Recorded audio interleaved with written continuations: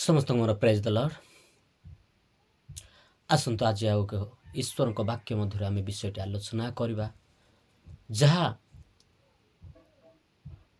प्रति ख्रीष्ट विश्वासी मानक पई जो विश्वासी मान आज दुर्बलतार चिंतार अनेक आध्यात्मिक जीवनर अनेक समस्यार सम्मुखीन हो झुंटी पड़ुछंती आ प्रभु को परित्याग करुछंती प्रभुंकर अनुग्रह को बुझी पारुनाहांती परमेश्वर को संकल्प को से माने बुझी पारुनाहांती परमेश्वर को कार्य को से माने बुझी पारुनाहांती तांको प्रेम को से माने चिन्ही पारुनाहांती तांको कार्य कौन मो प्रति तांकर योजना कौन मो प्रति तांको प्रेम मो पाई केते महान तांको दया मो पाई केते महान जो मन आज बुझी पारुनाहांती आज सही केवल किछि विषय दुर्बल थिबा प्रभु को लोक मानक पाई तथा ख्रीष्ट विश्वासी मानक पाई आज ईश्वर को वाक्य जहाँ शुणा द्वारा आमको पुणी आउ थे आत्मिक जीवन रे पाद करने आमको साहाय्य करिवो। कारण जगत रे बहु विश्वासी माने बहु प्रभु सेवक माने थकी जाती प्रभु सेवा कार्य करू करू किछि गोटे भूल रे पड़ी किछि गोटे पापरे पड़ी किछि गोटे परीक्षा रे पड़ी किछि गोटे समस्या रे पड़ी किछि गोटे चिंता रे किछि गोटे भारग्रस्त किछि गोटे बोझग्रस्त हो कि प्रभु को परित्याग करंती जीवन यात्रा पथरे आध्यात्मिक जीवन रे सेवा कार्य रे से माने झुंटी पड़ती झुंटी पड़ी प्रभु को से माने परित्याग करती आउ साधारण जीवन जोड़ी किछि माने नाही जोड़ी किछि मूल्य नाही एहीपरि जगत क्षणीय विषय रे से माने आसक्त हो जाती निराश हो हताश हो भांगी पड़ी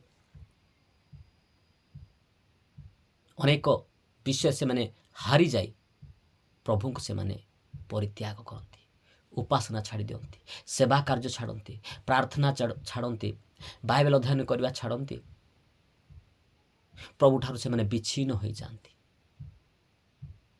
प्रभु को से माने परित्याग कर दियंती प्रभु को से माने छाड़ी दियंती संपूर्ण भाव में किंतु वाक्य आज केवल से मानक पाई जो मैंने प्रभुंकर प्रेम को अनुग्रह को योजना को कार्य को बुझी पारु नाहांती बुझी पारि नाहांती प्रभु को परित्याग भी कर देई अछंती आज से मानक पाई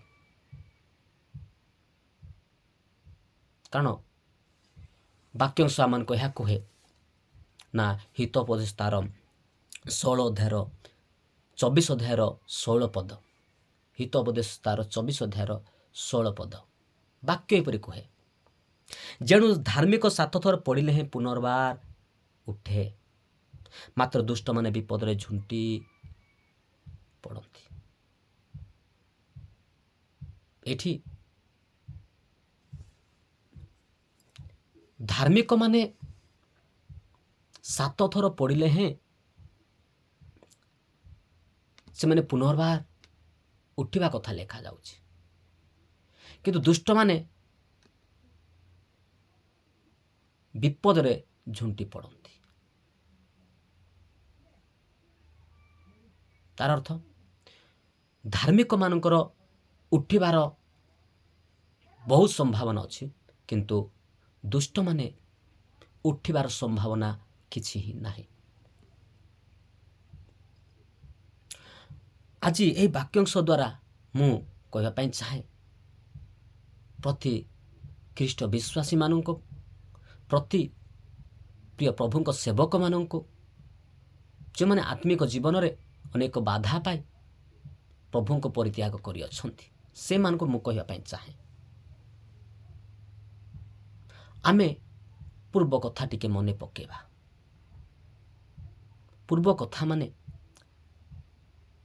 जीशुଙ୍କ शिष्यମାନଙ୍କ ମଧ୍ୟରୁ प्रधान शिष्यଙ୍କୁ आमे जानू सिमोन पीतरଙ୍କୁ से कहिथिले ना प्रभु ମୁଁ ନିଜ ପ୍ରାଣ ନିଜ ଜୀବନ ଦେଇଦେବି ସିନା ମୁଁ ତୁମକୁ କେବେ ଅସ୍ୱୀକାର କରିବି ନାହିଁ।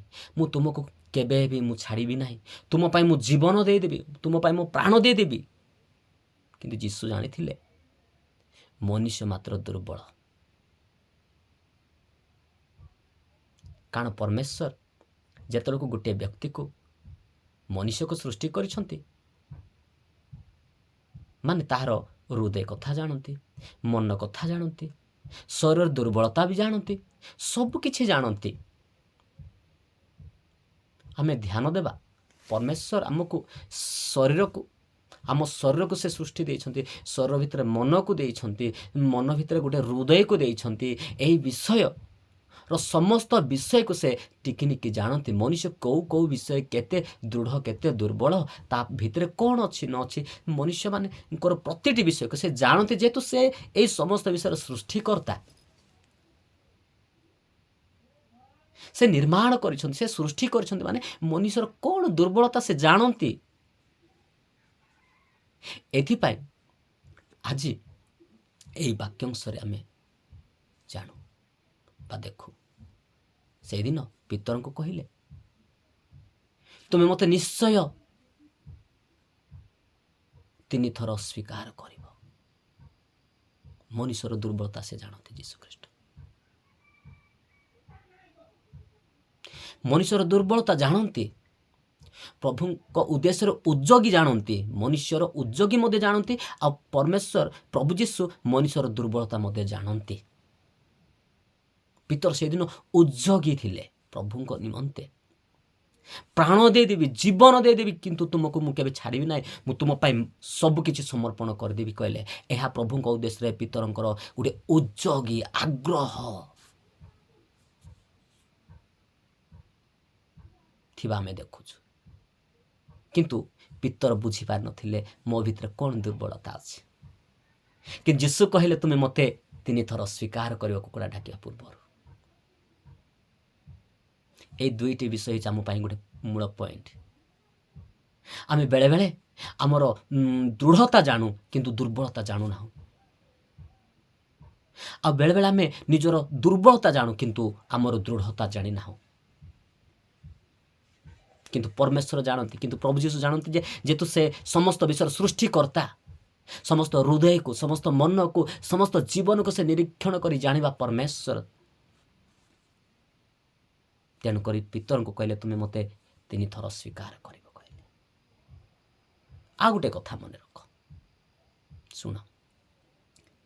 ଯେତେବେଳେ ଯୀଶୁ ସମୁଦ୍ର ମଧ୍ୟରେ ଚାଲି ଚାଲି ଆସିଲେ, ପିତରଙ୍କର ଏତେ ଗୋଟେ ବିଶ୍ୱାସ ଜାତ ହେଉ ସେ କ'ଣ କଲେ ନା, ପ୍ରଭୁ ଆପଣ ଯଦି ପ୍ରକୃତ ପ୍ରଭୁ ଅଟନ୍ତି, ମୋର ଗୁରୁ ଅଟନ୍ତି, ଯୀଶୁ ଅଟନ୍ତି, ଭୂତ ନୁହନ୍ତି, ତେବେ ମୋତେ ମଧ୍ୟ ପାଣିରେ ଚାଲିବାକୁ ଦିଅ। ନିଶ୍ଚୟ ଯୀଶୁ କହିଲେ, ଆସ। ଯୀଶୁଙ୍କ ଅନୁସାରେ ପିତର ପାଣିରେ ଚାଲିବା ଆରମ୍ଭ କଲେ। ଆଉ ଚାଲୁଛନ୍ତି, କିନ୍ତୁ ଚାଲୁ ଚାଲୁ କ'ଣ ହେଉଛି, ଝଡ଼ ତୋଫାନ ଆସି ସେ କ'ଣ ହେଉଛନ୍ତି, ବିଶ୍ୱାସରେ ଦୁର୍ବଳ ହେଉଛନ୍ତି, ଅସ୍ଥିର ହେଉଛନ୍ତି ସମୁଦ୍ର ଝଡ଼କୁ ଦେଖିକି। କିନ୍ତୁ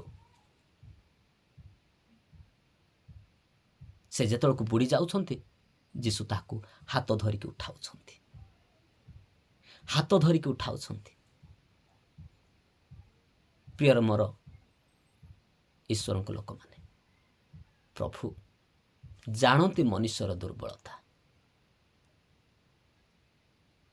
ପ୍ରଭୁ ଜାଣନ୍ତି ମନୁଷ୍ୟର ପ୍ରଭୁଙ୍କ ପ୍ରତି ଆଗ୍ରହତା, କ୍ଷୁଧା ଜାଣନ୍ତି, ତୃଷା ଜାଣନ୍ତି, ସବୁକିଛି ବିଷୟ ଜାଣନ୍ତି। ମନୁଷ୍ୟ ପ୍ରଭୁଙ୍କ ପାଇଁ କେତେ ତୃଷିତ ଅଟେ, କେତେ କ୍ଷୁଧିତ ଅଟେ, କିନ୍ତୁ ଗୋଟିଏ ବାଧାରେ ସେ ଝୁଣ୍ଟି ପଡ଼େ, ଏଇଟା ବି ଜାଣନ୍ତି।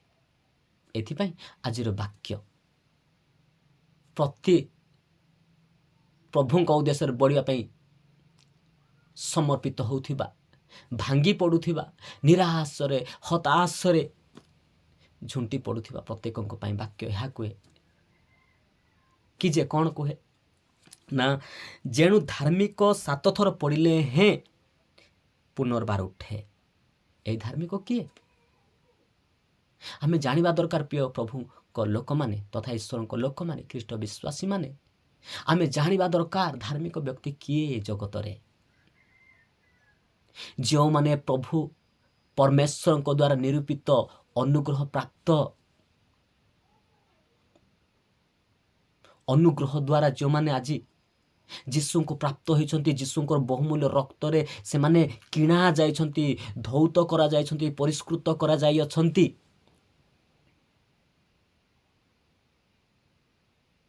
ସେମାନଙ୍କୁ ଆଜି ଈଶ୍ୱରଙ୍କ ବାକ୍ୟ ଆଜି ଏହା କହିକି ଯେ ତୁମ୍ଭେମାନେ ଯୀଶୁଙ୍କ ରକ୍ତରେ ପରମେଶ୍ୱରଙ୍କର ଅନୁଗ୍ରହରେ ତୁମେ ଧାର୍ମିକତା ଲାଭ କରିଅଛ। ଯେହେତୁ ଏଠି ପ୍ରଥମ ପଏଣ୍ଟରେ କୁହାଯାଉଛି ଯେ ଧାର୍ମିକ ବୋଲିକି ଯେଉଁ ପଏଣ୍ଟଟି ପଦଟି ଶବ୍ଦଟି ବ୍ୟବହାର କରାଯାଇଛି ସେହି ଅଂଶକୁ ନେଇକି ମୁଁ ଆପଣମାନଙ୍କୁ କହିବା ପାଇଁ ଚାହେଁ। ନା ଏଇ ଧାର୍ମିକ ପଦ ଆମେ କେମିତି ପ୍ରାପ୍ତ ହେଇଛୁ? ପିତା ପରମେଶ୍ୱରଙ୍କର ଅନୁଗ୍ରହ, ପ୍ରଭୁ ଯୀଶୁଙ୍କର ବହୁମୂଲ୍ୟ ରକ୍ତ ଦ୍ୱାରା ଆମମାନେ ଧାର୍ମିକତା ପଦ ପ୍ରାପ୍ତ ହେଇଛୁ। ଯେଉଁଦିନ ଆମେ ଯୀଶୁଙ୍କୁ ବିଶ୍ୱାସ କଲୁ, ଗ୍ରହଣ କଲୁ। ବେଳେବେଳେ ଆମେ ଝୁଣ୍ଟି ଯାଉ। କେମିତି ଝୁଣ୍ଟି ଯାଉ? ଏଇ ପରମେଶ୍ୱରଙ୍କର ଅନୁଗ୍ରହକୁ ବୁଝି ନଥାଉ। ପ୍ରଭୁ ଯୀଶୁଙ୍କର ବହୁମୂଲ୍ୟ ରକ୍ତର ମୂଲ୍ୟତାକୁ ଆମେ ବୁଝିପାରିନଥାଉ। ଯେଉଁଥିପାଇଁ ଆମେ ଆତ୍ମିକ ଜୀବନରେ ଆମେ ଶିଥିଳ ହୋଇ ଝୁଣ୍ଟି ପଡ଼ିକି ଆମେ ପ୍ରଭୁଙ୍କୁ ସମ୍ପୂର୍ଣ୍ଣ ଆମେ ଅସ୍ୱୀକାର କରିଦେଉଛୁ। ଯୀଶୁଙ୍କୁ ଆମେ ଅସ୍ୱୀକାର କରିଦେଉଛୁ, ଛାଡ଼ି ଦେଉଛୁ। ଜଗତରେ ଆମେ ସାଧାରଣ ଜୀବନ କାଟୁଛୁ, ନା ପ୍ରାର୍ଥନା କରୁଛୁ, ନା ପ୍ରଭୁରେ ଆମେ ଆଗକୁ ବଢ଼ୁଛୁ। ମୂଳ ବିଷୟ ହେଲା ଆମେ ଆମମାନଙ୍କ ଜୀବନରେ ପ୍ରଭୁଙ୍କ ପ୍ରେମକୁ ବୁଝିପାରୁନଥିବା ସକାଶେ, ପ୍ରଭୁଙ୍କର ମହାନ ଅନୁଗ୍ରହକୁ, ପ୍ରଭୁଙ୍କର ମହାନ ଯୋଜନାକୁ, ମହାନ ସଂକଳ୍ପକୁ, ମହାନ କାର୍ଯ୍ୟକୁ, ଯେଉଁ ପ୍ରେମ ଆଜି କେହି ଜଗତ ଦେଇପାରେ ନାହିଁ, ସେଇ ପ୍ରେମକୁ ବୁଝିପାରୁନଥିବା ସକାଶେ ଆଜି ଆମେ ଏଠି ଆତ୍ମିକ ଜୀବନରେ ବାଟ ଚାଲୁ ଚାଲୁ ଆମେ ଝୁଣ୍ଟି ପଡ଼ୁଛୁ। କହୁଛୁ ମୋ ପାଇଁ ଆଉ କ୍ଷମା ନାହିଁ, ମୋ ପାଇଁ ତାଙ୍କର ଆଉ ଦୟା ନାହିଁ, ମୋ ପାଇଁ ଆଉ ତାଙ୍କର କ୍ଷମା ନାହିଁ। ତାର ଅର୍ଥ ପରମେଶ୍ୱରଙ୍କ ପ୍ରେମ, ପରମେଶ୍ୱରଙ୍କର ଅନୁଗ୍ରହ, ଯୀଶୁଙ୍କ ରକ୍ତ ମୋ ପାଇଁ ସରିଯାଇଛି, ମୂଲ୍ୟହୀନ ହେଇଯାଇଛି ବୋଲିକି ଆମେ କହିଦେଉଛୁ। ତାମାନେ ଯୀଶୁଙ୍କୁ ଡାଇରେକ୍ଟଲି ଆମେ ଅସ୍ୱୀକାର କରିଦେଉଛୁ। ନା, ଯୀଶୁଙ୍କ ପ୍ରେମ କେବେ ସରେ ନାହିଁ। ପ୍ରେରିତ ପାଉଲ ଲେଖନ୍ତି ତାଙ୍କ ପତ୍ର ମଧ୍ୟରେ, ଈଶ୍ୱରଙ୍କ ପ୍ରେମରୁ ଆମକୁ କିଏ ବିଚ୍ଛିନ୍ନ କରିବ?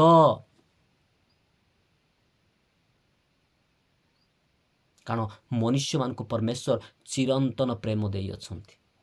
ତାଙ୍କ ବହୁମୂଲ୍ୟ ରକ୍ତ, ଯେଉଁ ରକ୍ତର ମୂଲ୍ୟ ଆଜି ବି ଜୀବିତ, କାଲିକି ବି ଜୀବିତ ରହିବ, ଅନନ୍ତ କାଳ ପର୍ଯ୍ୟନ୍ତ ଜୀବିତ ରହିବ। ଯେଉଁ ପର୍ଯ୍ୟନ୍ତ ଏହି ପୃଥିବୀ ପୃଷ୍ଠରେ ମନୁଷ୍ୟମାନେ ଅଛନ୍ତି, ସେ ମନୁଷ୍ୟମାନଙ୍କୁ ଜୀବିତ କରିବା ପାଇଁ ଯୀଶୁଙ୍କ ରକ୍ତ, ପରମେଶ୍ୱରଙ୍କର ଅନୁଗ୍ରହ ରହିଛି, ରହିବ। ତେଣୁ କରିକି ଆମେ ତାଙ୍କର ଅନୁଗ୍ରହରେ ଆମେ ଅନୁପ୍ରାଣିତ ହେଲେ, ତାଙ୍କ ପ୍ରେମରେ, ତାଙ୍କ ଦୟାରେ, ତାଙ୍କ ବହୁମୂଲ୍ୟ ରକ୍ତରେ ଆମେ ଯଦି ବିଶ୍ୱାସ କରିକି ଯଦି ଆଗକୁ ବଢ଼ିବା, ତେବେ ପ୍ରଭୁଙ୍କର କାର୍ଯ୍ୟ ଆମଙ୍କ ଜୀବନରେ ଅନେକ ଭାବେ କାର୍ଯ୍ୟ ସାଧନ କରିବ। ଏଠି ଧାର୍ମିକ 7 ଥର ପଢ଼ିଲେ ହିଁ କୁହାଯାଉଛି। ଏ ପଢ଼ିବାର ଅର୍ଥ କ'ଣ? ପ୍ରଭୁଙ୍କ ସେବକମାନେ ସେବା କାର୍ଯ୍ୟ କରୁ କରୁ କାହିଁକି ପଢ଼ନ୍ତି? ବିଶ୍ୱାସୀମାନେ ପ୍ରଭୁରେ ବଡ଼ୁ ବଡ଼ୁ ଆଧ୍ୟାତ୍ମିକ ଜୀବନ ସେମାନେ ବଡ଼ୁ ବଡ଼ୁ ସେମାନେ କାହିଁକି ଝୁଣ୍ଟି ପଡ଼ନ୍ତି? ଏଠି କେବଳ ଶୈତାନର କାର୍ଯ୍ୟ ନୁହେଁ, ଏହା ପରମେଶ୍ୱରଙ୍କ କାର୍ଯ୍ୟ ମଧ୍ୟ ଅଟେ। ଏହି ଭିତରେ ପରମେଶ୍ୱର ନିଜର ଦାସମାନଙ୍କୁ, ଦାସୀମାନଙ୍କୁ, ସେବକମାନଙ୍କୁ, ସେବିକାମାନଙ୍କୁ, ମନୋନୀତମାନଙ୍କୁ, ଅଭିଷିକ୍ତମାନଙ୍କୁ, ବିଶ୍ୱାସୀମାନଙ୍କୁ ସୁଦୃଢ଼ କରିବା ନିମନ୍ତେ ପରମେଶ୍ୱର ପକାନ୍ତି, ଉଠାନ୍ତି, ଉଠାନ୍ତି, ପକାନ୍ତି, କିନ୍ତୁ ବିନାଶ ନିମନ୍ତେ ନୁହେଁ, ପତନ ନିମନ୍ତେ ନୁହେଁ, ନର୍କକୁଣ୍ଡ ଯିବା ନିମନ୍ତେ ନୁହେଁ, କିଛି ଶିକ୍ଷା ନିମନ୍ତେ, କିଛି ଶାସନ ନିମନ୍ତେ, ତାଙ୍କ ମହାପ୍ରେମ ତାଙ୍କ ଜୀବନରେ, ଗଭୀର ପ୍ରେମ ତାଙ୍କ ଜୀବନରେ, ଗଭୀର ଶିକ୍ଷା ତାଙ୍କ ଜୀବନରେ ଦେବା ନିମନ୍ତେ, ଆତ୍ମିକ ଜୀବନର ସମ୍ପୂର୍ଣ୍ଣ ପରିପକ୍ୱତା ଦେବା ନିମନ୍ତେ ପରମେଶ୍ୱର ଏଇଠି ତାଙ୍କରି ବିଶ୍ୱାସୀମାନଙ୍କୁ 7 ଥର ମଧ୍ୟ ପଢ଼ିଲେ ସେମାନଙ୍କର ଭରସା ଅଛି ବୋଲି କୁହନ୍ତି। ତାର ଅର୍ଥ ପରମେଶ୍ୱରଙ୍କର ଏଠି କିଛି ଅନେକ ଯୋଜନା ଅଛି। ମଣିଷ ଯେତେବେଳକୁ ଝୁଣ୍ଟି ପଡ଼େ ସେତେବେଳକୁ ପରମେଶ୍ୱର ତାକୁ ସେ ଝୁଣ୍ଟିବା ଦ୍ୱାରା କିଛି ନୂଆ ଶିକ୍ଷା ଦିଅନ୍ତି, ନୂଆ ଅନୁଭୂତି ଦିଅନ୍ତି, ନୂଆ ଶକ୍ତି ଦିଅନ୍ତି, ଦୃଢ଼ତା ଦିଅନ୍ତି, ତା ଜୀବନକୁ ମଜବୁତ କରନ୍ତି। ପରମେଶ୍ୱର ଆପଣାର ଲୋକମାନଙ୍କୁ ପଢ଼ିବାର ଏହି ସମସ୍ତ କାରଣ ରହିଛି। କିନ୍ତୁ ଆମେ ଈଶ୍ୱରଙ୍କର ଯୋଜନାକୁ ନ ବୁଝି, ଈଶ୍ୱରଙ୍କ ସଂକଳ୍ପକୁ ନ ବୁଝି ଆମେ ପ୍ରଭୁଠାରୁ ଦୂରକୁ ଚାଲି ଯାଉଛୁ। ଏଇଟା ହେଉଛି ଦୁଃଖର ବିଷୟ। प्रभु से आमको पकाती ना आमको मजबूत करने आध्यात्मिक जीवन में जेहेतु प्रति धार्मिक व्यक्ति मान गोटे भरोसा अच्छी से 7 थर पड़े से पुनर्बार उठब यह ईश्वर वाक्य अटे यह ईश्वर कार्य अटे जेहेतु परमेश्वर यह द्वारा बारंबार प्रेम को आम जीवन में बारंबार शक्ति को कार्य को अनुग्रह को योजना को प्रकाश करने निमंते परमेश्वर गुप्त विषय को आमको देवा निमंते आमको ये समस्त विषय मध्य झुंटिवाई दियंती किंतु विनाश निमंते नुहे। एणु प्रत्येक धार्मिक व्यक्ति मान गोटे विश्वास भरोसा अच्छी जेहेतु परमेश्वर विश्वास योग्य भरोसा योग्य से केबे काहाको निराश करती ना से जो मूल्य देइछंती सेटा प्रत्येक को अनंत जीवन देवा निमंते।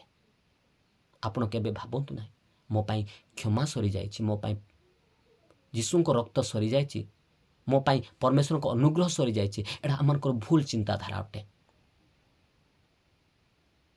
भूल चिंताधारा अटे। धार्मिक व्यक्ति 7 थर पड़े से पुनर्बार उठिब यही वाक्य को आम विश्वास करूँ जेहेतु आम जीशु को रक्त द्वारा किणा हेचु माने आम धार्मिकता पद प्राप्त हेचु जेहेतु आम जीशु को विश्वास करियछु एथिपाई आमे आमान को जीवन रे जीशु को आउ सुदृढ़ भाव आउ निकटतर हेबा दरकार जीशुंकर रक्तर मूल्य बुझीबा दरकार जीशुंकर तांकर मृत्युर कारण को आमे बुझीबा दरकार से मोर गुटे मोर ए छोट पाप को भूल करि पारबे ना कि आमे बुझीबा दरकार परमेश्वर अनुग्रह कौन मोर मो प्रति कौन सरी जाए कि एटा आमे बुझीबा दरकार आम भितर गोटे प्रश्न रखा दरकार ना परमेश्वर को प्रेम केबे सरे ना परमेश्वर को अनुग्रह केबे सरे ना कि परमेश्वर को योजना केबे विफल हुए नहीं तांको वाक्य जो हृदय रे पड़ी जो मन रे पड़ी जो जीवन रे पड़ी जो भूमि रे पड़ी सेटा निहाती ताहा गजा कि उठिब प्रत्येक व्यक्ति को से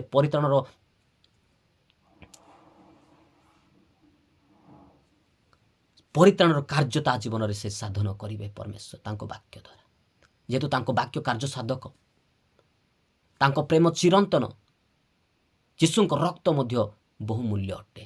तेणु आस आज जेते जन प्रभु यीशुंकर प्रेम को बुझी ना जानी ना से मन को आज यही जो शिक्षा आमे बुझीबा पे चेष्टा करिबा जेहेतु धार्मिक माने पड़िले ही उठिबे यही 7 थर पढ़ा अर्थ परमेश्वर निजर लोक मान अनेक विषय किसी शिक्षा देवाई चाहती मात्र कह जा मात्र दुष्ट माने विपद रे झुंटी पड़ती जो माने ईश्वर विहीन ख्रीष्ट विहीन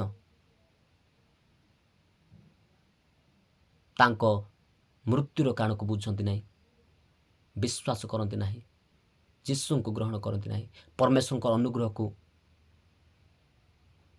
हे ज्ञान करती से माने झुंटी पड़े जगतर लोक माने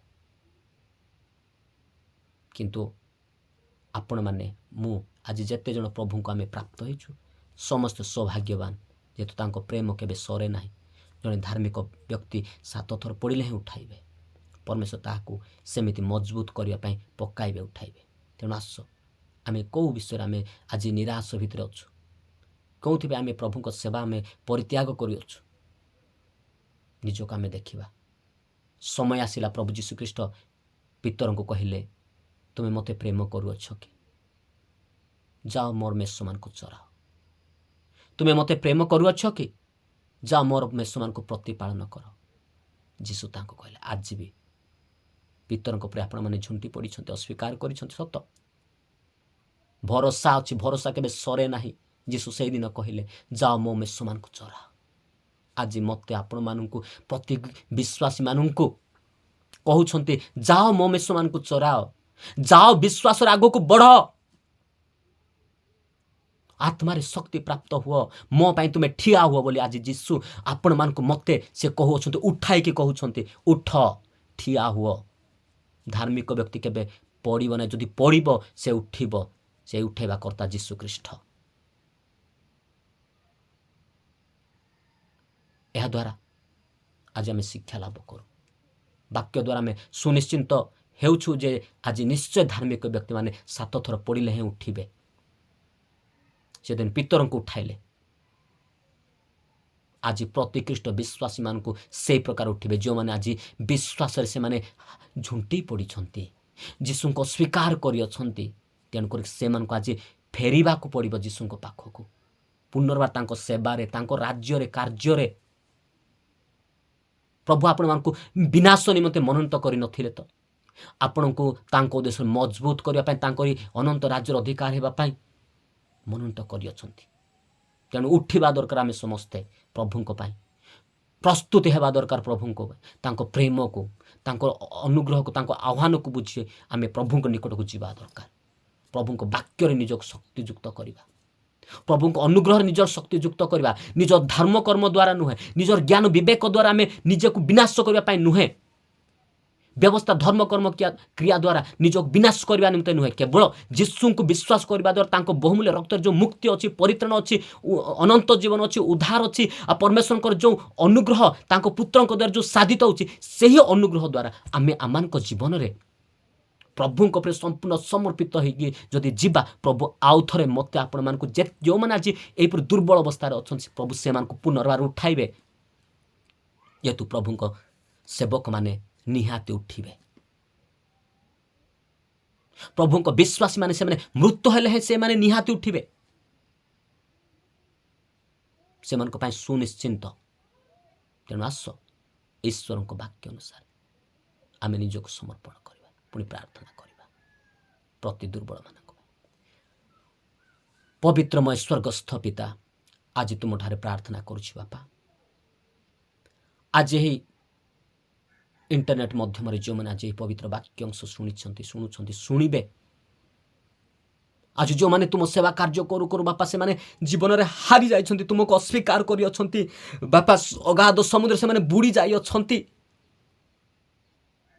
से माने पूर्वर तुम पाई उद्योगी थिले उत्साही थिले आग्रही थिले तुम पाई समर्पित थिले किंतु से माने आज अनेक समस्या रे पड़ी से माने हारी जाई अछंती निज जीवन रे आ से माने तुमको भूली जाई अछंती आ कहउछंती से माने बापा मो पाई आ क्षमा नाही बापा मो पाई तुमरा अनुग्रह नाही सरी जाए तुम रक्तर मूल्य सरी जाए जो मैंने यही प्रकार भाव बापा से माने भावंती दुर्बलता भाव प्रभु से पुनर्बार तुम्हें उठाओ ये वाक्य दे तुम्हें उठाओ जेहेतु तुम वाक्य शक्ति अच्छी वाक्यर अनुग्रह अच्छी वाक्य बापा तुमरी प्रेम अच्छी बापा मनुष्य बंचापी कारण तुम्हें ही वाक्य अट आउ से तुमर वाक्य ही जीवन अटे से वाक्य ही जति अटे बापा आज प्रत्येक यहीपरि दुर्बल सेवक मानक पाई जो मैंने झुंटी पड़छन से प्रार्थना कर तुम्हें अनुग्रह कर बोलिकी आज शिक्षा को आज शुणी प्रत्येक को तुम ठार रखी प्रिय जीशु नाम मागुछि पिता।